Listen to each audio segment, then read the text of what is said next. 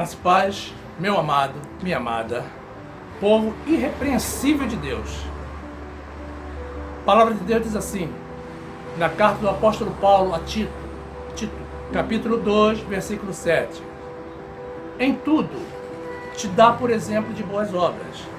Na doutrina, mostra incorrupção, gravidade, sinceridade, linguagem sã e irrepreensível, para que o adversário se envergonhe, não tendo nenhum mal que dizer de nós. Exorta os servos a que se sujeitem a seus senhores, e em tudo agradem, não contradizendo, não defraudando, antes mostrando toda a boa lealdade, para que em tudo sejam ornamento da doutrina de Deus, nosso Salvador. Glórias a Deus, meus amados. Para que em tudo sejam ornamento da doutrina de Deus, meus amados. O ornamento é o acabamento que se faz a uma obra. Deus quer que nós sejamos o acabamento da obra maravilhosa que Ele fez nas nossas vidas. Paulo está instruindo a Tito, meus amados, como deve ser a postura de um cristão. Naturalmente, essa instrução se aplica a nós também. Observe os pequenos detalhes, meus amados. Em tudo, precisamos ser exemplo de boas obras. Não podemos nos corromper na doutrina, na nossa maneira de falar, com o uso permanente de uma linguagem sã. No trabalho, respeitando e agradando aos seus patrões, não os defraudando de modo algum, para que o inimigo não tenha do que nos acusar e para que sejamos ornamento da doutrina de Deus. Infelizmente, meus amados, o que vemos hoje no mundo são pessoas na contramão desse exemplo de boas obras. E alguns da doutrina cristã se deixando influenciar pelo mundo. É lamentável, mas é verdade. Aí, quando vem as provações, meus amados, acham que Deus não é bom e se desviam da doutrina, sem considerar que existe o acusador buscando todo o tempo as mínimas formas de nos acusar diante de Deus. Meus amados, nesses quase 20 anos de evangelho, eu tenho visto de tudo. E só não desanimo porque tenho meus olhos voltados para Jesus. E foi Ele que me trouxe para o evangelho. E somente Ele pode me tirar. E se Ele não me tira, e Ele não me tira, porque sou seu filho e protegido. Tenho visto, meus amados, crentes falando todo tipo de palavrões, descaracterizando totalmente a sua identidade cristã. Isso até dentro do templo eu tenho visto. Pessoas, meus amados, que no trânsito xingam sem piedade aos outros. Esses outros que eles não sabem se são irmãos ou não. E não importa, mesmo que não sejam. A nossa conduta tem que ser irrepreensível. É a ordem de Deus. E depois, meus amados, no fim de semana, essas mesmas pessoas estão no templo com cara de santinhos, de olhinhos fechados, impondo as mãos na cabeça de pessoas que podem até mesmo ser aqueles que foram por ele ofendidos durante a semana. Imagine, irmãos. Tenho visto irmãos que saem de um culto abençoado, renovador, e ainda na calçada do templo estão falando os palavrões mais grosseiros para os irmãos. Eu sou testemunha. Tenho visto irmãos que no estacionamento do templo, por alguma desinteligência fútil, de vaga de carro, saca da arma contra o irmão em ameaça. Meus amados, quando eu falo de arma, não estou falando da Bíblia, não. É arma de fogo mesmo. E estou falando de pessoas que nem são policiais e nem têm direito ao uso ou porte de arma de fogo. Tenho visto também pessoas, meus amados, que estão há décadas na doutrina evangélica, rejeitam, cortam relação com irmãos de sangue que estão em outra doutrina, a ponto de os irmãos ímpios comentarem: que é isso? Ela seguiu o caminho dela, nós seguimos os nossos, mas nós somos irmãos.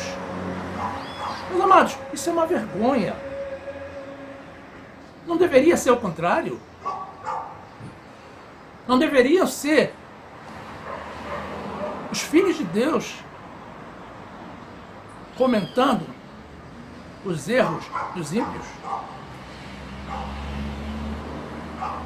Meus amados, os cristãos não deveriam estar orando e demonstrando o amor de Deus aos ímpios? E onde está o amor? O vínculo da perfeição.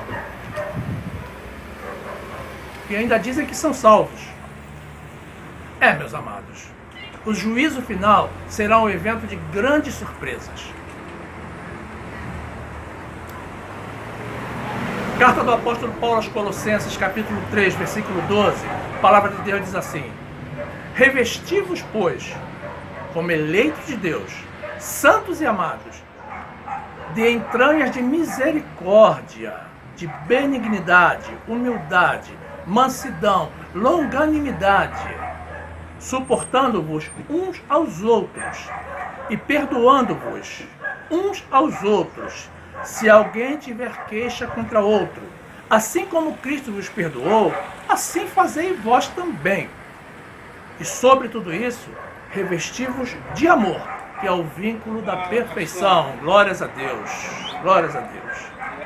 Meus amados, eu mesmo já fui acusado, claro que falsamente, de estar assediando mulheres, inclusive casadas.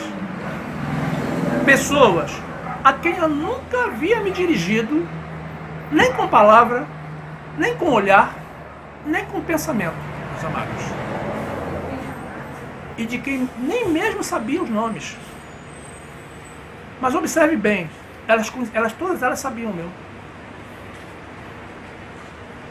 E onde fica, meus amados, a postura irrepreensível exigida pelo Senhor? Será que essas pessoas estão menos convertidas ou estão apenas convencidas? Onde está o amor? O amor, meus amados, é a ordem de Deus. Livro de João, capítulo 13, versículo 34, a palavra de Deus diz assim: um novo mandamento vos dou, que vos ameis uns aos outros, como eu vos amei. Como eu vos amei a vós, que também vós uns aos outros vos ameis. Nisto todos conhecerão que vós sois meus discípulos, se vos amardes uns aos outros. E ainda na carta do apóstolo Paulo a Romanos, capítulo 12, versículo 9, a palavra de Deus diz de novo: o amor não seja fingido, aborrecei o mal e apegai-vos ao bem. Amai-vos cordialmente uns aos outros com amor fraternal, preferindo-vos em honra uns aos outros. Meus amados, preferindo-vos em honra uns aos outros significa preferir honrar ao irmão do que ser honrado. Significa, meus amados, renunciar às nossas próprias necessidades em prol da necessidade do irmão. Dar mais importância e relevância à felicidade do irmão que a nossa mesma. Isso, meus amados, é amor. Existem pecados, meus amados, que as pessoas cometem contra elas mesmas. E não deveriam. Mas existem pecados que cometem contra um irmão. Ou seja, envolve em seus desvarios e ataques de fúria outras pessoas, possivelmente inocentes, maculando a imagem da igreja e da doutrina de Jesus, além de impactarem profundamente a mente e a fé dos irmãos mais fracos. Livro de Gálatas, capítulo 5, versículo 19, a palavra de Deus diz assim: porque as obras da carne são manifestas, as quais são adultério, prostituição, impureza, lascívia, idolatria, feitiçaria, inimizades, porfias, emulações, iras, pelejas, dissensões, heresias, invejas, homicídios, bebedices, glutonaria e coisas semelhantes a estas, acerca das quais vos declaro, como já antes vos disse, que os que cometem tais coisas não herdarão o reino de Deus. Mas o fruto do Espírito é amor, gozo, paz, longanimidade, benignidade, bondade, fé, mansidão, temperança. Contra essas coisas não há lei. Meus amados, na primeira carta do apóstolo Paulo aos Coríntios, capítulo 13, versículo 13, a palavra de Deus diz assim: agora, pois, permanecem a fé, a esperança e o amor. Estes três. Mas o maior destes é o amor. Amados, Deus é amor. Deus nos amou e ordenou que nos amássemos uns aos outros. Nenhum crente autêntico está isento dessa responsabilidade. Primeira carta do apóstolo João, capítulo 4, versículo 7. A palavra de Deus diz assim: amados, amemo-nos uns aos outros, porque o amor é de Deus, e qualquer que ama é nascido de Deus e conhece a Deus. Aquele que não ama não conhece a Deus, porque Deus é amor. Nisto se manifesta o amor de Deus para conosco, que Deus enviou seu Filho unigênito ao mundo, para que por ele vivamos. Glórias a Deus. Meus amados, Deus enviou seu Filho para que não morramos, mas para que vivamos em amor, para que nós, que o conhecemos, sejamos exemplo para esse mundo perdido, para que sejamos efetivamente, meus amados, ornamento da doutrina de Cristo. Glórias a Deus. Que assim, meu amado, seja na tua vida, na minha vida, nas nossas vidas. Fique na graça e na paz do Senhor.